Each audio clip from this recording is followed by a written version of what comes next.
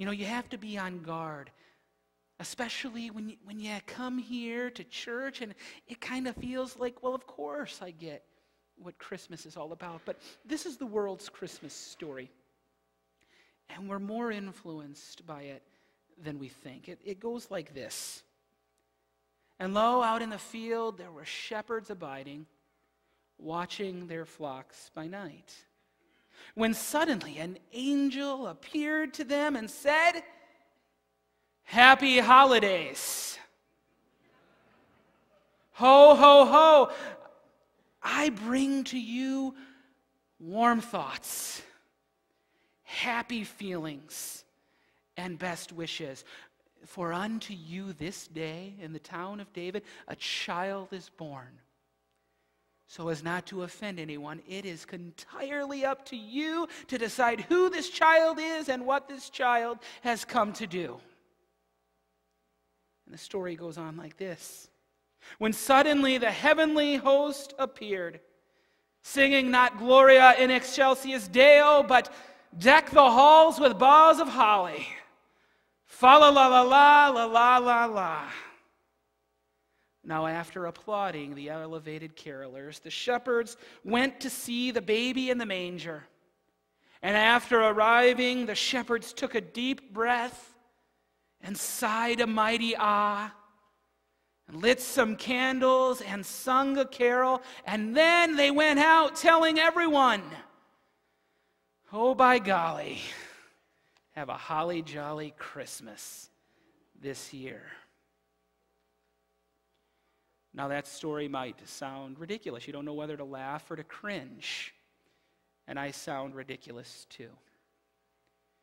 But it's a story that is thick on sentiment and very, very short on substance. But that's the world's story this Christmas. It's one where the Christ child no longer transforms us, but where he is transformed from Savior of the world to a cute little sideshow. And here's the problem. Well, the hearts and the minds of many are on a white Christmas that is going to be replaced by an icy sleet Christmas. And they're on a Christmas spirit, a Christmas story without Jesus at its very center, provides only the dark shade of gray and a spirit of uncertainty and confusion and emptiness. It has no real lasting power. And that's why on December 26th, in spite of all of our hopes that there really is going to be peace on earth, we're going to wake up again to a nation that is at war and where sons and daughters die fighting.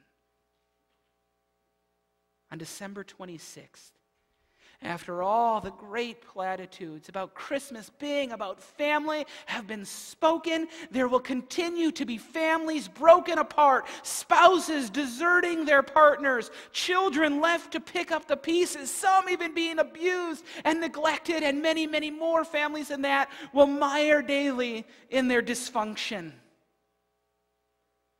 On December 26th, even after the nation's soup kitchens have served their meals and the Salvation Army bell ringers have gone home, you will read story after story about the hungry and the homeless rising in America.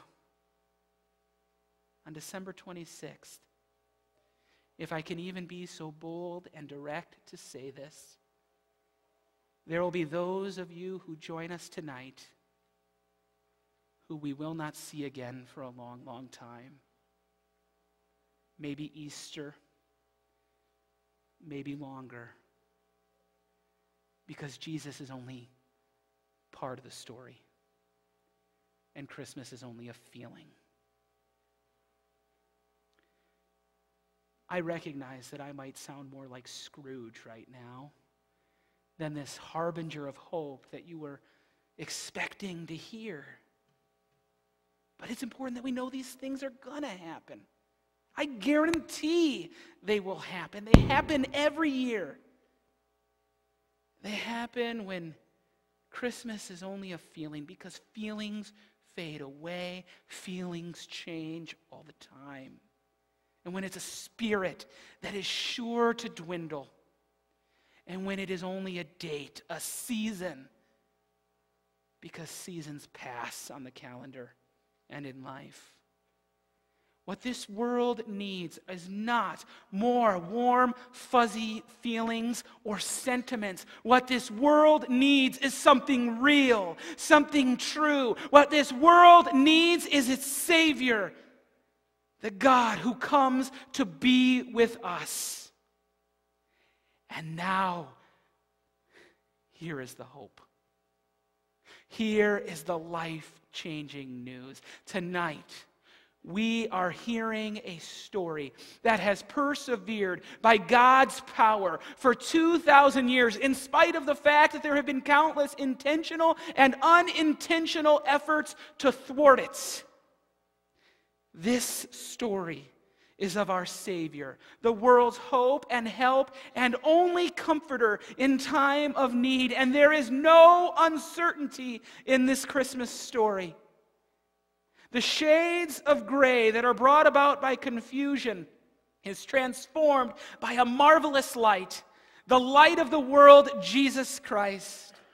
Hear that story again, or maybe even for the first time.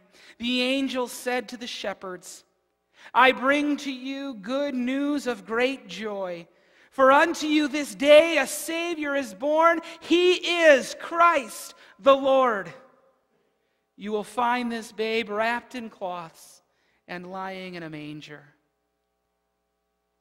It is proclaimed so boldly and so clearly by the angels that Christmas is real. It is a real message with real meaning to change real people. It is not just a feeling. It is not just a date. And it isn't even simply time to be with the people you love, though I pray you will celebrate this new